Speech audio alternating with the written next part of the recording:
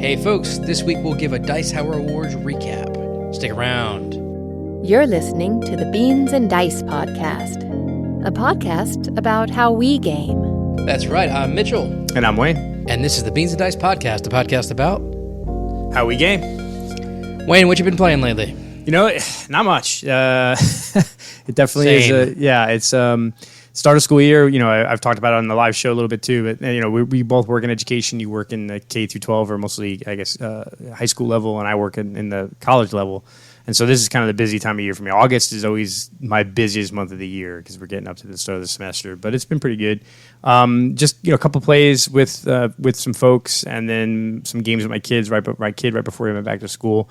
This weekend, though, we're looking forward, or probably in arrears. So this past weekend, when the podcast releases, we're having a game day. Rob and Sam and Michelle are coming over my house, and we're trying to, in like an 8-hour span, we're trying to play as many midweight games as we can. So we're looking for games that are 30 to 90 minutes, and we're going to try to just crank out 10 games in 8 hours or something, or 8 games in 8 hours or something like that. So just to kind of see what we can do. So we were kind of chatting about that. So by the time this releases, I'll have 8 or 9 more plays for the month. But right now I'm like at the 5 or 6 plays so far in August, just because it's been, August. So.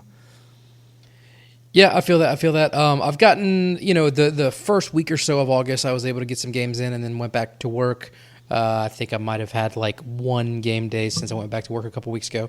And we're recording this on Friday. I do plan on having one again tonight. I wanted to talk for a second about Marrakesh. I believe I'd called in about this game back in January or something. Yeah, you were all about it. Yeah, I like it a lot. And literally, I think it was the night that I played it, they released a Kickstarter for the Essential Edition, which is the exact same gameplay. It's just a cheaper version because, it was the reprints of all the Steffenfeld City Collection, super deluxeified, and they released a new title. And I guess they thought, hey, maybe we should have a non-deluxe version of this new title that people like. It's a cube tower game, so you're dropping things in a tower. They may not all come out right away. And then you're drafting these little things called keshis, and you're putting them into your city. Each area of the city is color-coded to the keshis. It's kind of like its own mini-game. So you're having to divide your loyalties a little bit and figure out if you want to focus on one a lot or kind of spread yourself thin. And whichever color keshi you drop into the tower, that's which section you get to activate with your workers. And whenever you have a worker there, you can either add more keshis to make the action more powerful or do the action. So it's like, do I want to make this action more powerful for next time or actually go ahead and do the action now? And so it's like this constant balancing thing. And there's a lot of player interaction with the drafting and all of that. It's a really fun game. It's no one single mechanic is super complicated, but when you put them all together, it's just like you have to have such an overarching view of everything that's going on. It's my kind of game, one of the things where you plan ahead, kind of like viticulture, and it's right up my alley. I'm actually giving a playthrough of it at Sobo. I lent it to my buddy Jeremy, and he's been playing it all week, and we're playing it again tonight. So in Lafayette, Louisiana area, Marrakesh is hot right now. Right, yeah. I don't think it's quite hit around here yet. I don't know how many people in our group kind of have it, but I know I've seen it like on social media, I see constant photos of it on Facebook and other podcasts talking about it. It does seem like there's just an awful lot going on in that game, though. It looks like there's like 6 or 7 different zones, and you're trying to score in and move things up. So it definitely kind of hits in that market of a lot of choices, a lot of things to do that I can tell that a lot of people are messing with. So yeah, I'm excited to give it a shot. I haven't had a chance to play it yet, so hopefully sometime this year. You're a big fan of Castles of Burgundy. Yes, I am. So, yep. Same designer, very much a different game, but it's got some of the same elements of, you're kind of having to divide yourself and figure out what to focus on and all those kind of things. Is this something that you think would be up your alley, or do you know enough about it to be able to make that call? I think it would probably be up my alley. I think I always worry because I think there's there's kind of a simplicity to Castles of Burgundy almost, right? That there's I think so many other games that have iterated on Castle of Burgundy type play, or that worker that I don't know, the Euro mechanisms and whatever, like the games that are coming out in the last few years. I think back to the one that always really sticks in my head is Endless Winter, right?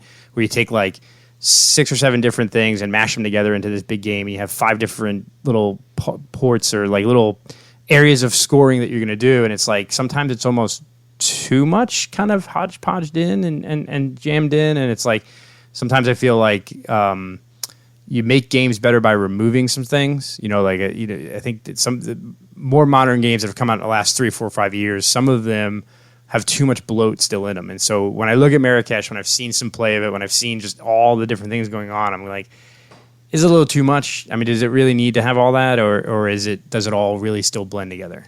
Well, for me, I could see how it looks like that, but in playing the game, in my opinion, it all kind of like interweaves together where it's like, hey, I need this resource. Well, I can use this track to get this resource so I can do what I need to do on this track. None of the different quote-unquote mini games or sections of the city, in my opinion, seem superfluous. Okay. It's like if that wasn't there, I think it would make this other part of the game more tedious getting what I needed to go up in that track.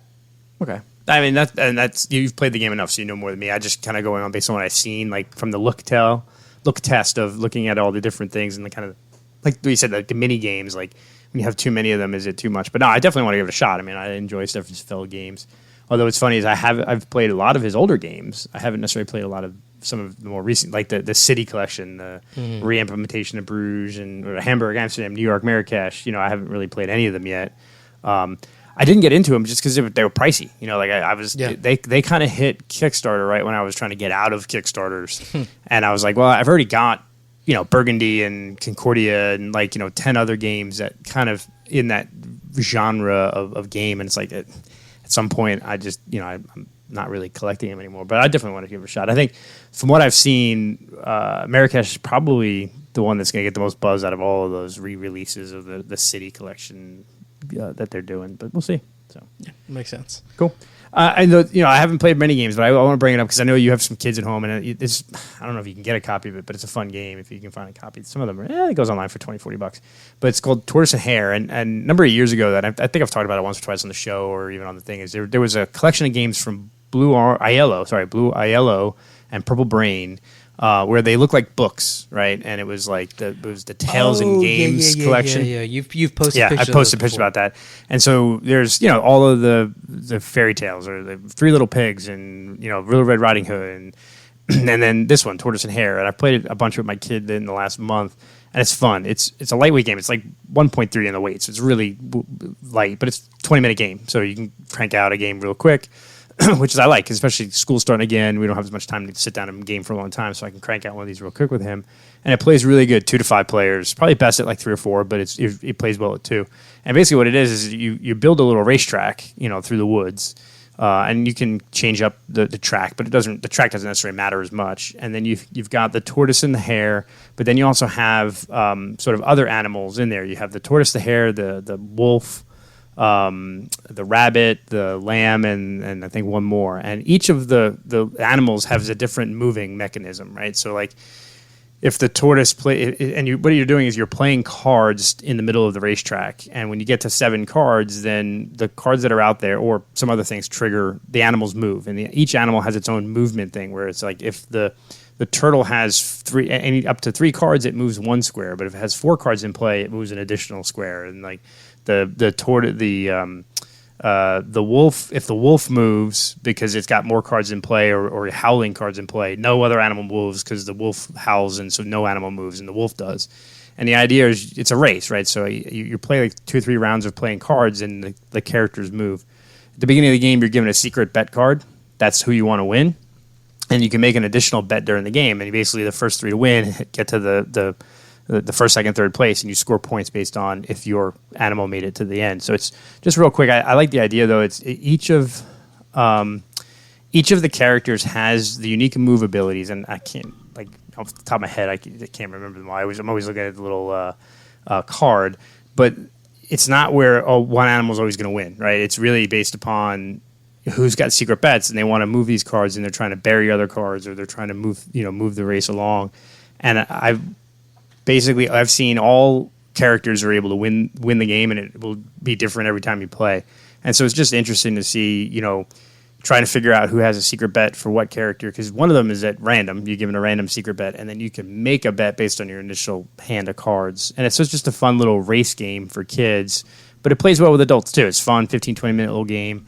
And it's probably, of all the Tales and whatever called the Tales and Games collection, there's like 8 or 9 of those games. This is definitely the best of them. I think this is one that could easily be re-implemented or re-released as not part of that, but its own standalone game. And I think it has a few times. It's kind of been iterated on a few times, but it's just a fun, quick game. And I like the concept of just trying to figure out who's betting on which guy and how they're moving, and you're building. You have a hand of 7 cards, and you're maybe trying to build up to get like 4 tortoise, so that you can lay them all down in one round and move him like 2 or 3 spaces. But then someone plays a wolf howl and nobody moves. You're like, those cards got screwed, right, or whatever. So some slightly different mechanics, but a kid's version of Downforce, kind of. Yeah, it's a little like that. Yeah, and what I like about it, like with Downforce, you're playing a card, and the card you play has numbers, and that's just how it moves. But by playing cards in this game, you're playing to each character's strength, right? So like the lamb, I think the lamb. The lamb stops when it hits water. So if it hits a tile with water, it's going to stop, right? So if it's 1 space away from water and I played the 1 card, great. But then if you have a ton of lamb cards in your hand that you don't want, well, you can throw down 4 more, right? And then it causes a trigger. And those 5 cards, 4 of them are basically wasted because it's only going to move 1 and then stop, right? Those kind of things. So you have to kind of trigger how you get cycle cards out of your hand. You have to play them when you know it's not going to work, right? So like, you play, I think it's the turtle moves. If you hit 4 cards, the turtle moves like the perfect amount. But if it goes over that, then it slows down, right, or something. Or the hare's like that too. The hare's in first place, and it's going to move X amount. It actually stops moving because it's too many. It's I'm going to win. I'm just going to stop here, right? So it kind of fits into that narrative of the story. But it's fun. It's a fun little game. It's worth picking up. Especially if you have kids, it's a fun family game, 20-minute game that you can crank out. So nice. Yeah. So moving from that into our main topic, a recap of the Dice Hour Awards. Basically, we're going to be talking about how badly we were at predicting these awards. Now, I do have one thing that I'll take issue with. So I'm looking at this spreadsheet where you tallied everything up. Carlos got 5 out of 15. I got 5 out of 15. You got 6 out of 15. It says Rob got 8 out of 15, but Rob put 2 guesses for every single one. Well, no, I was so he went with he has a want to win and will win, and we went with what he will. I went with the will win. So like he's saying like for example, the best cooperative game. Rob said Dark Tower will win, but he's like I want Star Wars to win. But he said okay. So so Rob did win this year, legitimate. He told me ahead of time. I said ahead of time when he did that. I'm like, you missed the assignment, man. I said pick the winner. He's like, well, the winner for me is who I say will win. I just thought I would put down what I think who should win over who will. Okay, win. I'll allow it then. I didn't realize that's how it's done. Yeah. So he was specific too. I made clarification beforehand. I'm like, you're not hedging your bet and giving us 2 for each category. So. And also, then he was also tied with the community vote on the Discord. Yeah, the community 8 out of went 15. real well. So. Yeah, big shout out to the community vote. We did what I did is I built a poll in our Discord server and people voted on it, which is interesting because I did really horrible in my own personal picks, but I voted in the in the community picks. I have to go back. I think I might have changed my vote a few on my individual picks over what I picked for the community. But yeah, the Beans and Dice community vote in Discord was an 8 out of 15. Which was pretty good. It's the same as Rob. And just we can go back to last year. We can say last year you and I were in the lead last year. You and I were in the lead. We were at nine correct out of the 9 out of 15. So we did one better than Rob this year, but we regressed considerably this year. So I was kind of surprised at some of the winners. Me too. Me too. If you want to kind of lead it off, you were the one who kind of organized the spreadsheet. Yeah, sure. I think I'll highlight the two trends that I thought, and I metagamed myself too much. And Rob talked about that too. That I kind of went in, trying to think about what the community would vote for. And I think a couple of years ago when Gloomhaven won like every award, or Wingspan won like every award in a year, like crazy, like shouldn't even be in this category, and it won awards in those categories. So I shied away from awards winning 2 or 3 things, right? So if Dark Tower won in one category, I didn't think it would win 3 other categories. Right. So I shied away from that. So I was surprised that a couple of games won multiple awards. Flamecraft, we're looking at you. Yeah, and that's another one that I feel like the Beans and Dice community likes the game. Nobody dislikes it. But the big consensus amongst everyone in our community was, it's nice. It's okay. Yeah. But I was surprised it won as many as it did. So any overall thoughts before we get into the individual winners? My thing on Flamecraft is that I voted for it for best artwork, and it did win that. It's got quote unquote welcoming art, but we talked about this in the initial podcast. I don't feel like it's a welcoming game in that someone who's never played a game before, you sit down and explain this to them, and they're gonna be like, "Oh yeah, I get that right away." You know, there's too much going. I mean, it's not like the heaviest game around, but for a welcoming game, I think there's too much going on for it to have gotten that. Great game, but I just think it fits in some other categories more so than welcoming. It also got best small publisher. I'm okay with that, but I also think that Planet Unknown was a good contender there as well. Yeah. So, I mean, let's go through the best welcoming game. The winner was Ready, Set, Bet. And I think that, both of us went with Trekking Through History. No, that wasn't the winner. Flamecraft was the winner. Flamecraft, that's right. Sorry, I'm the community voted for Ready, Set, Bet. I looked at the wrong column there. Yeah, so the winner was Flamecraft. And we just covered that. It's like, I just don't find that. Welcoming to me is I'm teaching a game to someone that's not a gamer, right? I brought this game to Thanksgiving, and I'm teaching it to my family. So maybe the definition and that would be interesting too. Is I don't even know if the Dice Tower has provided what do they mean by best welcoming game? Or is it just your own interpretation? So I will have. They to just may mean under a certain weight. Yeah, under a certain weight, and that may be the case. So if that was the case, then maybe Flamecraft. But we went with something different there. Expansion. I mean, basically everybody and his mother and aunt on Sunday voted for Dune Imperium Rise of Ix. Yeah, it was just every single person. Across the board. So that makes sense. I think so. Best expansion, pretty clear. Dune Rise of Ix was the best expansion last year. For best party game, and this is just I'll say, I had just played Green Team Wins, and I mentioned it last night on the live show, or on Thursday night. Actually, I always make it clear because this is probably coming out a few days after that. I had such an amazingly cool, fun experience playing Green Team Wins with the Beans and Dice community at Dice Tower East. So it kind of colored my vote. I think I actually probably voted for Ready, Set, Bet in the community vote on Discord and then changed to Green Team Wins. But I still will go back to, I think, a couple of years from now, Ready, Set, Bet has a niche, a little bit of a niche of, you need a certain party size. It's people. It's a party-ish game, yes, but it's not gonna. I think Green Team Wins is going to be one that may stick around a little bit more, or may have like a longer people playing it on a regular basis. But we'll see. And I think in the party atmosphere, I could see that Green Team winning being a little bit more, having a more staying power, especially because Ready, Set, Bet. There are other games pretty similar to that. Yeah. I mean, we were just talking about a racing game. In recent plays, so I could see that. I think that makes sense. Yep. So best solo game was Dark Tower, and I guess I don't know.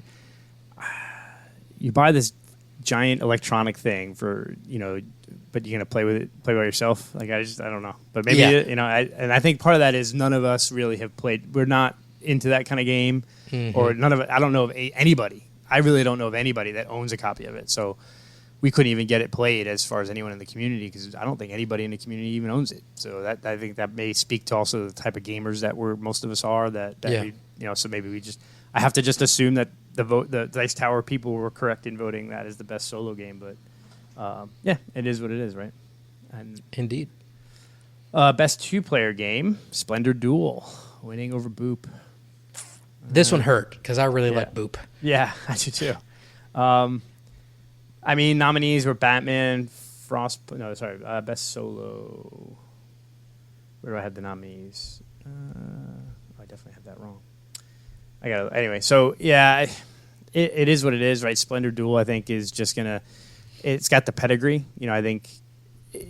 Splendor. Everyone knows Splendor, so Splendor Duel is an easy pick, there. So it's probably. We'll see. I mean, Boop's got an expansion or a new version coming out with little scary cats coming out for Halloween theme. Boop.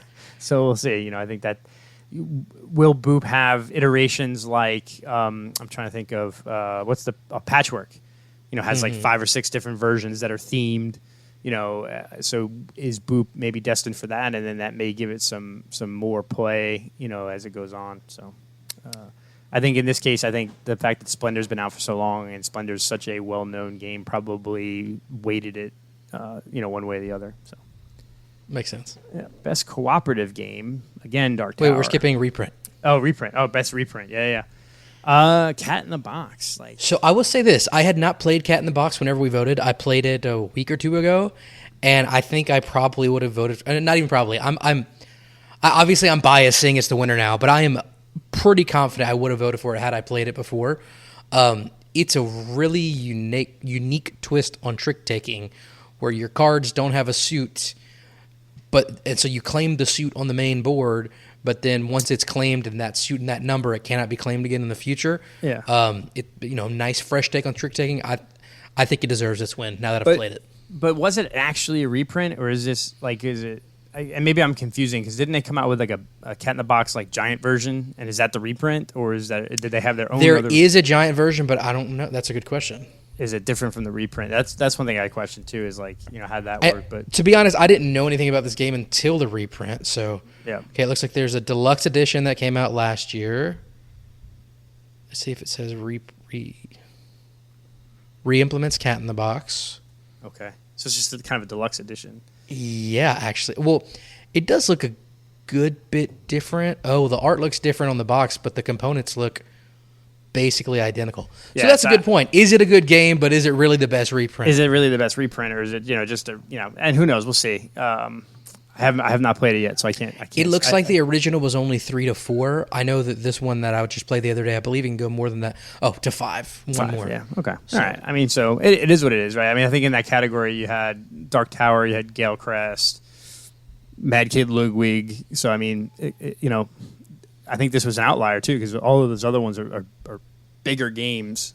So I thought Cat in the Box is kind of it's a trick taking game, right? So it's not what we call like the lavish production. So it's kind of interesting that one. And it's from is it Bezier? Bezier. No. Yeah, it is Bezier. Bezier. Yeah. Nice. All right. So best cooperative game, Dark Tower. So it won best solo and best cooperative, and that's where I didn't think it would win like in 2 categories like that. And then, or I did, and then you went. Yeah, with you Core did. Quest. You actually voted for it. Yeah, I was thinking Core Quest later on and got beat out by something. So, but yeah, so I went with Dark Tower here. This is where I thought Dark Tower would win. I didn't think it would win like the other 2 awards that it won, or one more award. Yeah, because I think Flamecraft won 3, Dark Tower won 2. So I thought that was interesting. So yeah, I had that there. You had Core Quest, which I think was a good pick. I went with them for no, I didn't. New Designer, is where I picked Core Quest. Yeah. Again, I was trying to only pick a game once, and and actually, and then probably I need to just go away from that and think about that in the future. But speaking of Core Quest, so you picked them here, and I picked them for Small Designer, and they ended up not winning anything. So I really thought that the Dan Hughes connection with Delicio and the rest of the Dice Tower, and how kind of prolific and well known he is in that community, I thought that they would win something. Not that the game doesn't deserve it, right? I've heard it's a fun game. It's really well designed. It's a nice game. I really thought they would win something. I thought that the community would rally behind them to win. So it'd be interesting next year when Last Light gets nominated for a whole bunch of awards. Is it going to be the same thing where maybe the people don't vote for it because they don't want to seem like voting for Roy's a homer pick? So maybe some people didn't pick Core Quest because they didn't want to seem biased towards Dan Hughes and his daughter. Well, I mean, and it's important to remember for those listening, it's not the Dice Tower people that are making the decisions. It's the whole... It's creators and people that they have on the voting. But it's people that are on the Dice Tower network, like all the podcasts and the people... Like BJ Votes, for example. And so it's people who are on Board Game Fridays and Board Game Breakfast, and it's like all the content creators. So it's not the actual 6 people in the Dice Tower, but when I say Dice Tower, I mean like that... The bigger community of pod gaming, because there's even people have suggested that the Beans and Dice crew put in to be voters in the future. So, do you know if Ron votes? Because he's on. I think he does. I think he does. Yeah, Ron does. Yeah. So next one is best small publisher, and this is where we all had Planet Unknown, and we lost. Yeah, I'm really surprised. I really thought Planet Unknown was going to win this. Yeah, it's interesting. I didn't even really think. I guess Flamecraft is from a small publisher. It's hard to remember now, how small some publishers are, how many games they have out, and how many things they've done. So I think we were all just surprised at Planet. The thing for me is that, again, nothing against Flamecraft, but at the end of the day, it's really pretty much a card game. And for a small publisher, I'm not saying it's not an achievement, but I think, the production that there is in Planet Unknown is something that's much more, I think, it would be a lot harder to do for a small publisher that doesn't have their name out there, that doesn't have those connections. To me, that's why I thought it was a no-brainer. Yeah, I thought, you can... I think is it easy? So what you're suggesting is is it easier to get good art? Have funky, cool. It's very cute art, right? Versus developing that Lazy Susan. The Planet Unknown is the one with the Lazy Susan, right? That spins. Yes, around. yes, correct. Yeah. So what's the more unique publication of a game, right? Is Planet Unknown more unique than Flamecraft? And I would agree. I think the uniqueness of Planet Unknown defeats, cool, cute dragons on cards. And you bring up a good point. I mean, the art in Flamecraft, I do think that might have been what I voted for. I don't remember for best art. Yeah, I do think their art was great. And again, like we were just saying, that's harder to do whenever you're not this big operation. But I just think that the physical components are, I don't know, they stand out a little bit more than the artwork on paper. Yeah, I agree. So best new designer, you had Starship Captains. I had Core Quest here, and then Acropolis wins. So that came out of nowhere. Dude, everybody is blowing up on Acropolis, BJ especially. I don't see it. I don't know. Yeah, I haven't played the physical game. I'll be honest. So I've only played it a few times on BGA, and so I'm probably not getting the spatial aspect of it. Yeah, because I know it's taking these little 3 things, and you got to turn them and spin them and lay them out, and you're trying to get to higher levels to do scoring. I don't know. Is that? I still think that a kid designing a game in the middle of a pandemic is a cool thing. I think that story there is what sold me on best new publisher, new designer, because that's a kid working with their dad during the pandemic. That's a unique story, and I think that story alone should have won it. But Acropolis, it's getting a lot of buzz. There's an expansion coming out now, or something like that, I didn't know that. Something like that. Yeah, I could be wrong, I guess, but yeah, people talking about it, and it just doesn't grab me. It is Same. what it is. Yeah. So. Same. All right. So best theming, and you went to My Father's Work, right? Yeah, My Father's Work is the winner. I was so close to picking that, and I think it was just the fact that I don't really like the game. But just because I don't like that style of game is what made me. I mean, if you go back and listen to the podcast, I said, "Man, I really think My Father's Work is going to get this because it has so much theme, but I don't like it." So I'm gonna, this kind of goes into that issue that Rob was talking about. Like, what do I want to win versus what do I think will win? I think this was my heart saying, like, you didn't like My Father's Work, you don't vote for it. But I think it deserves it. I can say that. Yeah, I can see that, and I think the reason why I went with Wonderland's War is I thought Wonderland's War, and this again, you have to think about bias, right? Yeah. More than likely, a lot of the content creators that are voting in the Dice Tower stuff have both of those games, right? And they've played them, and they've played My Father. I always think about like the larger realm of gamers. More people have played Wonderland's War and are into the theme of Alice in Wonderland, and that My Father's Work is almost kind of like a small group of people that play it, and it's their kind of game. But when you think about how integrated the app is, and it's a multiple story thing, and the generational thing, and kind of like that, the Frankenstein, the theme is perfectly there. So I have no problem with this winning. I just didn't think it would have enough appeal for it to win. I think I need to get away from thinking about popularity or how certain things are. Because I thought Wonderland's War is more popular. It's going to win because it has some great theming. I mean, the theme it hits Alice in Wonderland perfectly, but My Father's Work definitely hits its theme. It nails it. So yeah. Yep. Next one is production value, and again, Foundations of Rome. Everyone picked Foundations of Rome except for Carlos. He put Flamecraft over Foundations of Rome. He's crazy. Yeah, I think yeah. I see that one. Foundations of Rome, production value, but again, like, I almost want to they should drop the value from that, right? Because is it really a value? It's not really a value. Right. Well, I mean, I'm sure you saw the, was it during the summer spectacular that they announced the Foundations of Metropolis? Right. Basically just a 2D version. I'm actually thinking about grabbing that one. Yeah, I don't think I would because I have New York 1901, which is, to me, I think it plays the same, right? So like if you have a giant game collection, you're not going to replace a game unless you. Right. I'm to the point now where it's like, okay, if I'm buying a game, what is it either replacing or what does it do differently than everything I own? And I think Foundations for me plays very similar to 1901, and I own 1901, so I have no real desire. But I can see where it's kind of a great marketing tool. You have this big $200 huge production value, great thing that a percentage of the game community is going to buy.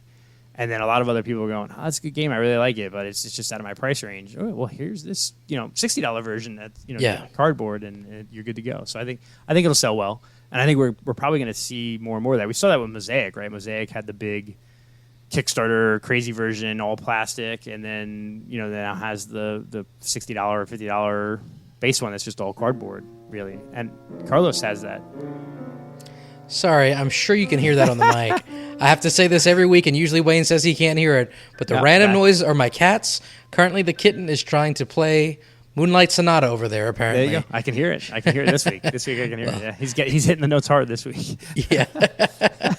That's too good. That's all right. We'll leave it in. It adds character. It does. But yeah, so I mean, Carlos's version of Mosaic, we played it last night. I liked it. It was fine. I actually think I prefer the cardboard version to the plastic version. Really? Why is that? I could see the pieces better.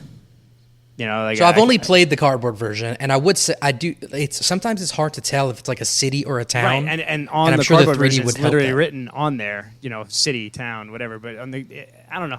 I could tell the pieces pretty easily. I liked it, and I don't know. I don't need all the plastic sometimes. I enjoyed it. So anyway, but the Foundations Realm clearly the winner there. Now, best artwork, I think we all voted Flamecraft. This was the category we thought they would win, and they did. The other two, you can make an argument. Best small publisher, that's their first big game. Okay, yeah. The one that I don't agree with of the three that Flamecraft won, we've already talked, is best welcoming game. I just don't think it's the best welcoming game out there. But the other two wins are fine, and yeah, we all picked that one. Best strategy game. Now this one kind of came out of nowhere because nobody in our group had it. No one in the community had it. Endless Winter for best strategy game. I've heard a ton about it. I just haven't played it. You know what's interesting is I know, I think I know 3 or 4 people that have the Kickstarter version, like everything all in, and probably 2 of them are already selling it or sold it. Really? Wow. Yeah. And I know I know Nick had it, or Nick has it, and he said, well, I don't, it might not get to the table very often because there's so much going on, all the modules, and it plays well. But the setup, the breakdown, everything involved in it, I don't see it. It's another game that came on Kickstarter when I was getting out of Kickstarters, and I'm very glad that I didn't, because I probably would have gotten this game, and after a play or 2 of it at the stores and stuff, I'm glad I didn't get it. It's not holding to me. So, I haven't played, so I can't really speak to that, but I'll trust you. Yeah, I mean, it's good. Don't get me wrong. I'm not trying to say it's a bad game. It's a good game. It's just I think if you have the crazy production value that game has, it should hit better, right? I think that all the plastic and the color and the artwork and the craziness, it should be better than it is. Like if it was just, if this game came out, as a retail box for $60 or $70 now, whatever, and it was a game, it would probably not get as dinged because of all the So I think that's the downside to some of the crazy production value you're getting in games now. Is if you're going to pay $150 for a Kickstarter game or a big box of game, it better be better than just something I can go buy it for $70 at a game store. So yeah, that makes sense. Yep, and I think that's why we thought Carnegie and Planet Unknown, Wayfarers won. It was spattering of votes. Rob had Wayfarers will win. Thought Carnegie we should win. Carlos thought Carnegie. You and I thought Planet Unknown. The community voted for Tigris. So none of us had Endless Winter on the horizon there. So that was a shock. Yeah, I think for strategy. Now, innovative game. We all had Turing Machine. And look, a lot of people don't like. I don't want to say a lot. Rob doesn't like Turing Machine. Yeah, but you can't deny that it's innovative. Yeah. It's and I think the only thing you could argue is it really a game? I could see that, but I mean, same thing. I remember last year, Picture Perfect won innovative game. I think if I remember correctly. I think so. And I remember, now I've got to go look back. Innovative, Picture Perfect. I remember that Carlos had some issue with that, and Rob himself said, like, whether you like the game or not, you can't deny that it's innovative. That you have to take out your phone And there are mechanics about where your phone can take the picture and whether or not something's going to count. That's innovative, whether or not you like the game. Yep. It's not, do I love this game? Is it innovative? Right. Yeah, that's true. And I think Turing Machine is going to have some, because there's a digital implementation of it now, and they have the ability, you can go online and get more, scenarios, to test yourself on. I think it'll be around for a while. People who like it will love it and play it a lot. People who don't like it are going to play it once and be like, nope, not for me. So, And then Game of the Year was, basically everyone except for you. Except for me. had Heat Pedal to Metal, right? I mean, this was the popular pick, right? I enjoy Heat, but I just feel like compared to some of those other games in that list, it's not the top of that list to me. But obviously it's subjective. So I think barring expansions, which we know are coming, right? We know Heat's going to be expanded. In the base box, there's already room for two or three more cars. And so I think Heat is the kind of game, it's Flamme Rouge, right? Flamme Rouge is a popular game. Flamme Rouge has been around for a while, but nobody really is always talking about Flamme Rouge, right? Right. Or something like that. And I think that, I started talking about this last night. Ron called up and had some good topics about just like, how do you talk about games and like what? And we went down a kind of a path of like content creators chasing the vibe, chasing the hotness, chasing the thing. And I kind of talked about like I try not to do that because if a game is really hot now and it's $100 or $150, if it's that good of a game, then a year or two from now people are still gonna be talking about it. Yeah. And then I'll buy it. So I talked about how like really most of my game purchases in the last year have been games that have been out for a year or two. I'm getting into Ark Nova. It's been out for a year or two. I was kind of poo-pooed it when it first came out because of the hype train, but the hype train is still kind of like going with that game a little bit. So maybe I don't think it's going to be the case for Heat in a year. What do you think? That's what I say. I think barring expansions, I don't think Heat's going to be as production. Like it became popular. It was the big game, and it wasn't enough copies of it, so it had that wingspan effect of that first print run. People couldn't get it. Everyone's talking about it. It's on YouTube. People are loving it. Da da da da. And then so I think as production ramps up and as it's gonna be popular, but I don't think it's gonna be. I think 10 years from now we're not gonna be talking about Heat like we are some other games of the year in the past years. Like last year was Ark Nova, right? I think Ark Nova is gonna be around for a while, right? We're gonna be talking about Ark Nova in 10 years. It's gonna be one of those classic games. Heat might not be. I don't think. We'll see. I could be wrong, but I don't think it's going to keep going. So makes sense. I just want to say as we wrap this up, I'm looking at the spreadsheet, and yes, technically Carlos and I are tied for last place. But if I scroll over here to Mike, Dan, and Will, it's all red because they didn't even put any guesses in. There's 0. So I'm just going to treat that as they got them all wrong, and so I'm not in last place. Whatever you got to justify. And that's all the time we have for today, folks. So no. It's not a justification. It's truth. Yes, they did not participate. So yeah, they're too good for us, I guess. Yeah. Well, sometimes it's hard. I'll be honest. Some of these categories were tough for me too because I didn't play all the games in it. So I'm going based upon, I've watched playthroughs, I've watched reviews. So some of it is not necessarily as first-hand knowledge of some of the topics. It's hard to play all these games. And I'm not that kind of gamer that chases the hotness and plays every new game. I did pretty good. I probably played 3/4 of the games I got nominated this year, which is probably better than I did last year. I was probably half last year, so I'm better than most years. But yeah, there's some games that I'm just going based upon what I know. Rob has played My Father's Work. He's talked about it, so first-hand knowledge. And I know how Rob plays and what he likes, so I can kind of tell what I would like about that game, not like about the game. But for Dark Tower, it was guessing the dark because I'd never played it, never been around it, never even seen it in person. Did you mean to make that pun? What? What was the pun? A shot in the dark, you said? A shot in the dark. Oh, yeah. I guess. So, yeah, that's good. So, all right, I think that kind of wraps us up, right? Yeah. Why don't you plug the call-in show and all that real quick? Yeah, so, we're going to get – sorry for the 2-week hiatus. Understand it's the start of school year. We're back to doing the podcast weekly.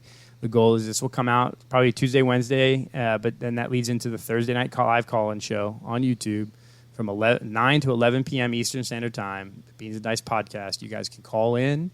You call in, you get 10 minutes to ask your questions or bring up a topic. Or 20 or 30 minutes, depending. I think we're trying to go, everyone gets 10 minutes now, because we really want more callers. So if you're listening to this and you've watched the show or you haven't, watch it. Don't feel free, because actually Mitchell and I both were originally callers into the Beans and Dice call-in show, and now We're both on the show on a regular basis. We're both doing a podcast that's connected to the show.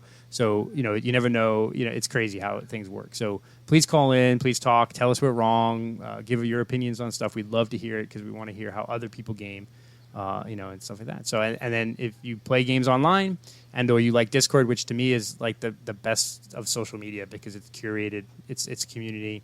We love the conversations that happen on our Discord server and the top 20 list. Everyone's posting their top 20 lists. So join our Discord server, give us a thumbs up, give us likes, give us a review. We love it. So. Yeah, and I'll just give a quick shameless plug to SOBO, Southern Board Game Fest, Lafayette, Louisiana. We're less than 2 months out now, October 14th and 15th. SouthernGameFest.com is where you can get badges. I'll be giving some guided playthroughs. You have a lot of play-to-win games on the docket, Challengers tournament. Might have some special guests that hopefully we can announce soon. It's a fun kind of small-town con if you're into that sort of thing, just a lot of gaming. I know some of the Beans and Dice guys are coming down, and just because we're getting closer, I wanted to mention it again because it had been a minute. But until next time, I'm Mitchell. And I'm Wayne. And this is the Beans and Dice Podcast, a podcast about how we game. Take it easy, folks. Thanks for watching the Beans and Dice podcast. Don't forget to like and subscribe.